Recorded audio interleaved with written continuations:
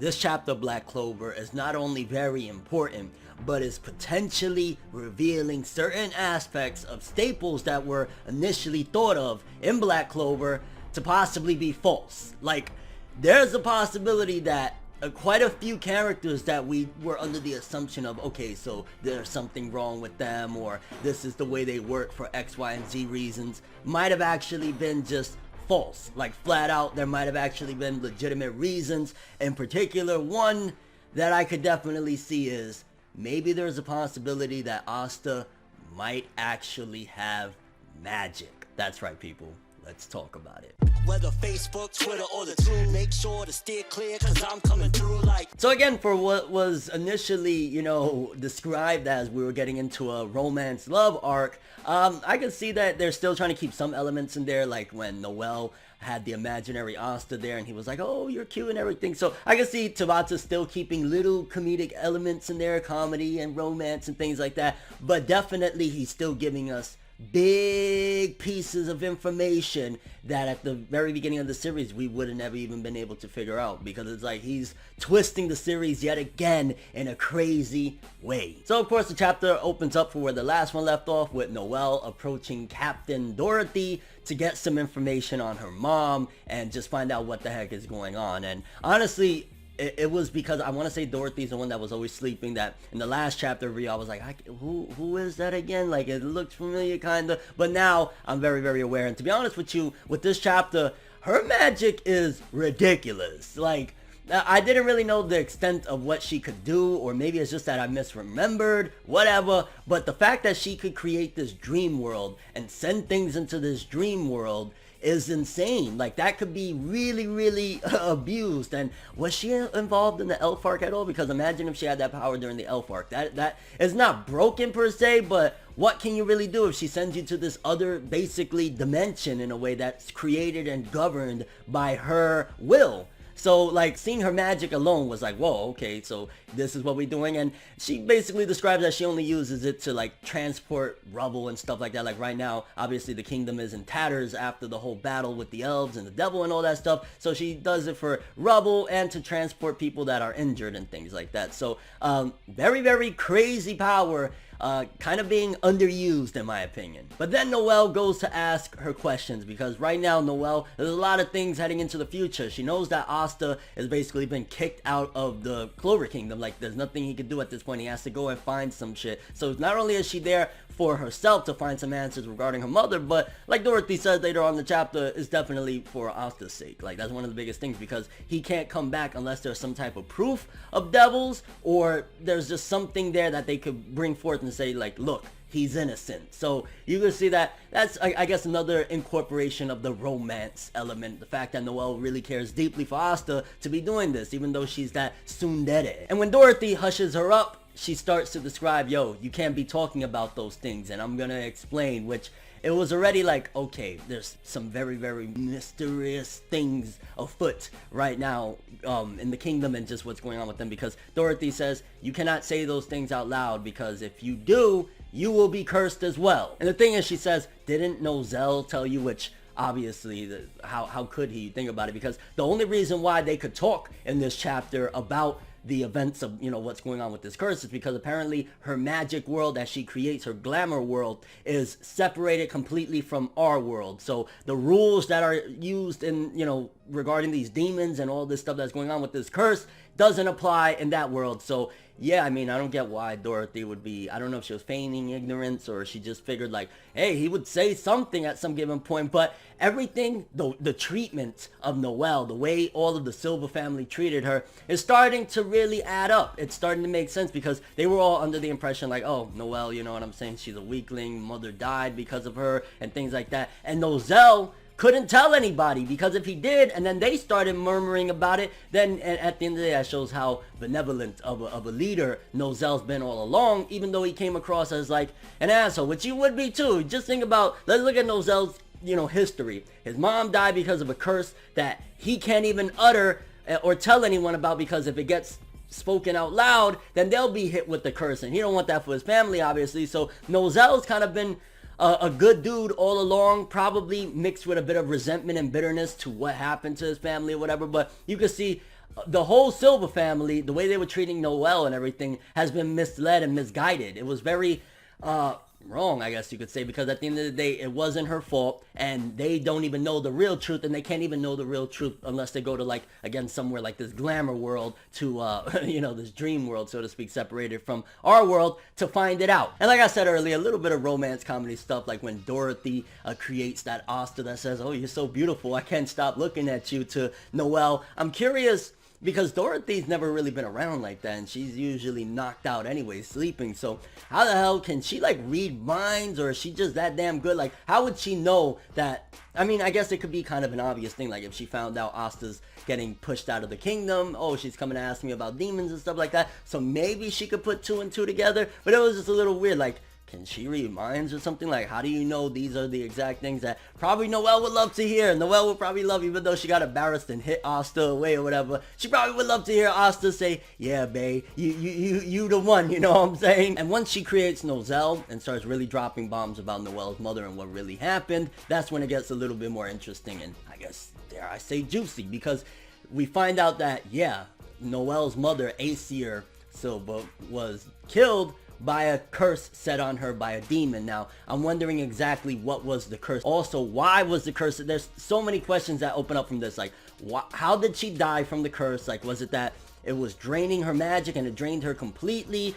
Did she make some type of sacrifice in the end so that she'll die, but the other, maybe, who knows? Maybe it was a bargain that she made. Maybe when she was giving birth to Noelle, it was like, well, you either let me take your life or take your child, and maybe she gave up and gave her life for Noelle or something like that. Again, unless I'm misremembering, it could be something like that. But also, why was this curse put on them? Was it somebody, an original Silva household member? Maybe it was Aesir's husband that had the curse, because we find out in this one, a lot of the times the interactions with demons in this world is that people, they try to make a contract to get a little bit of power with these demons, but clearly something went wrong. So maybe the original head of the household of Silva tried to make a pact with a demon, and the demon tricked them to be able to come into our world, because we also, which this chapter very, very informative, to be honest with you, when it says things like they can't even really come to our world. They're basically like shadows unless some extreme circumstances or strange circumstances allow them to come aboard. So it starts making me wonder, okay, so how did that demon from way back in the day, the one that we just killed, the devil, how did he come into our world? Who made the deal to bring him into our world? So there's a lot of mysteries on who are the people that brought these demons into this world, because now we know of potentially 3. I'm not going to say complete, but we know potentially of 3. We know one, the one that we finished killing at the end of the last arc. We know the one that is inside of Asta's grimoire, the one that basically, we'll get into it in a second, but seemingly has that curse on Asta, because it's starting to look like Asta is actually cursed, and that's the reason why he can't use magic. But we have that one, and then potentially this 3rd one that was just confirmed in this chapter, Megicular. So unless Megicular is the demon inside of Asta's book, then there's possibly already at least 3 that we know of thus far. And it's crazy that you can't even speak of it, because if not, then you'll get cursed. And this is where I'm starting to think, okay, wait a minute, hold on. I think there's a few characters, like off the top of my head, I know I can think of 2. I'm not sure if Noelle is actually cursed, because it seems as though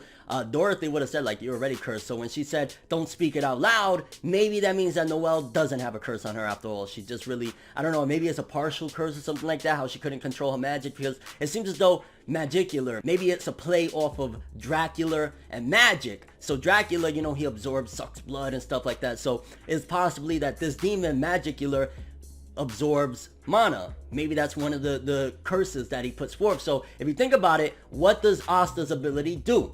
It cancels out your magic. It absorbs, basically, it makes you, it nullifies whatever ability, magical ability you may have, or whatever magic is going on, period. That sounds very similar to what this potential demon could be. So it could very well be, again, the demon that is in Asta's grimoire, or it could just be that another demon placed this curse on him to begin with, and he has a demon in his grimoire at that. But then another one that I started to think about is, wait a minute, if this is a demon that absorbs mana and stuff like that, then possibly Henry has a curse on him as well. The fact that nobody can get around him because he starts absorbing them. Like, right there, it could be at the very least 2, off the top of my head, people that have curses in this kingdom that we just initially thought, like, oh damn, you know, it sucks, Henry got something wrong with him, or Asta was just unlucky, born without magic. this could very well be a possibility that by the end of the series, Asta could somehow obtain some type of magic ability, because if they somehow lift this curse, if this curse is weighing him down from having magic, he could somehow have a magical ability. Now, to be honest with you, I don't personally want that, simply because it's like, yo, the whole premise and the whole reason that Asta's character is so likable and everything is kind of like a Rock Lee. Like, you know, Rock Lee couldn't use ninjutsu or genjutsu. He could only use his hands, stuff like that. Same thing with Asta. So it could very well be that even if this curse is on him, that he doesn't have a magical ability anyway, he's just some type of anomaly. Or it could be as well that this curse has been on him for so long, since he was a baby, that he'll never be able to use magical ability anyway, because when he was supposed to develop it, this demon, this devil, this curse that was set on him basically made it so that he skipped learning or skipped creating any type of magical abilities inside of him. So who knows, but there's a huge possibility that Asta could have a magical ability. That's freaking crazy. And I'm wondering as well, okay, if Henry has this curse and possibly Asta and whatever's going on in the Silver household, what was the sacrifices that these people made? Like, there's just so many questions. And let's just say, because I still lean on the theory that Asta and Yuno are twin brothers somehow, some way, maybe just fraternal twins or whatever. But if you look at it like that, so there's a possibility that whoever put this curse, assuming that's what is on Asta, a curse, that they put it on Asta and not Yuno. And talk about a bad roll of the dice. Yuno has all the magical ability possible. Possibly he has what would have been Asta's magical ability. So there's a theory right there why Yuno is so gifted, because he has the magical abilities of two people. But of course that also shows how much of a beast Asta is, despite losing all of his magical abilities, despite Yuno basically potentially having his magical abilities on top of all of that. He's still getting up there, baby. He's still competing for the crown of Wizard King. And a couple other notable things, I guess. It was kind of funny when Dorothy was making Noelle be all like, oh, I love you, my sister, and stuff like that. And, you know, Noelle knocked him away and stuff like that, which Dorothy, very, very odd fella, to say the least. But this chapter, very, very informative, and it blows open major possibilities that kind of not necessarily retcon, but really give even deeper explanations as to what the heck has been going on throughout this entire series. For Henry might have this curse set on him. Okay, you got to start thinking, well, who put this curse? What did they sacrifice? Why did they put this curse? Did he murmur it out loud about a demon and it was put on him? Asta, if he's had this curse from a baby, then that means that somebody actually possibly sacrificed him in a way, or his magical abilities, to put, you know, a curse or something, or the curse was put on him because they sacrificed something, maybe all of his magical abilities. Either way, this is freaking crazy, because it blows up the possibility to really change the dynamic of the series for better or worse. And that's where I want to pass over a question immediately to you guys. Do you think it would be a good or a bad thing if we find out all along that Asta does have some type of magical abilities, but he can't use them because there's a curse on him? Also, do you think that Henry is cursed? Do you think that's the reason why he kind of absorbs everyone's mana when you get too close to him? And do you think there's a possibility that Noelle already has a curse, that's why her magic is like messed up? I mean, there's a possibility that, hey, Noelle was just, you know, she's unlucky, the way she uses her magic is all messed up. Because if Megicular, I mean, it could be another demon, we don't know how many demons are roaming around or whatever, but if Megicular is more so of a magic absorbing demon, then probably, I mean, it could be that Noelle has a very small curse on her, then that's why it kind of goes into disarray, because maybe some of her mana is slowly being drained, but it's nothing compared to Asta having no magic and Henry absorbing just all the magic that comes within the vicinity of him. Very, very interesting chapter. Very, very exciting to note that Black Clover could once again be flipped upside down based on finding out more about these demons. And I'm imagining the closer we head towards the demon nation of Spade, everything is going to be revealed regarding Asta's heritage, or at the very least what's wrong with him, why he doesn't have any magical abilities, why his sword and his grimoire basically allows him to absorb things. It sounds very similar to if this Megicular guy is based off magic and Dracula absorbing. This could very well be what's been wrong with Asta this entire time, and that's freaking crazy. But I'm curious what you guys think about all of this stuff. What do you think regarding this Megicular guy? Is that the same demon that's in Asta's grimoire, or is it a totally different demon? Do you think that because one of them slipped through the cracks, so to speak, based on, you know, something going wrong or whatever with one of these deals that one of these mages used, do you think there's a possibility that there's multiple demons at this point and the whole nation of Spade is just demon filled, or you think there's only a couple right now? I mean, again, we knew of the one that slipped through the cracks that basically messed everything up for the first Wizard King and all that stuff. Then we knew of the second one that's inside Asta's grimoire, and now we're hearing about Megicular, which it could be the one in Asta's grimoire, or it could be a totally different one. And it also makes you wonder, well, who were the people that summoned these demons to make these deals to begin with? Was it Asta's parents? And could it possibly be that that's what's wrong with Asta? Like, overall thoughts and expectation, this is crazy. And overall, this chapter, it was a good chapter. Pretty damn informative. I would say 7.5, around there. I don't want to, maybe 8-ish, because it does blow up in major possibilities, but for the most part, it was Noelle asking questions of Dorothy, and Dorothy had some information. She knew who the demon was that made this deal, that killed, Noelle's mother, but at the same time, it still didn't give us that much more than that. I mean, it's a great possibility that was blown open of what's going on with these characters that we've known for a while, but yeah, still damn good chapter. I'd say 7.5. If you want to push it, maybe the 8 out of 10. But that's all I have for this one, though. Thanks for watching. Hope you enjoyed. If you liked anything I had to say or enjoyed the video, drop me a like. I'd greatly appreciate it. And if you want more from me, make sure to subscribe. Follow me on Twitter, Instagram. Hit that bell to get all notifications. And if you want to follow any of my other social media, links in the description below. I'm ForneverWorld, and as always, people, have an awesome day. And remember the golden rule. Anime and manga for life, boy. Have an awesome day. Peace in. Enjoy the next ride, but I was the best ride. But I hope you know that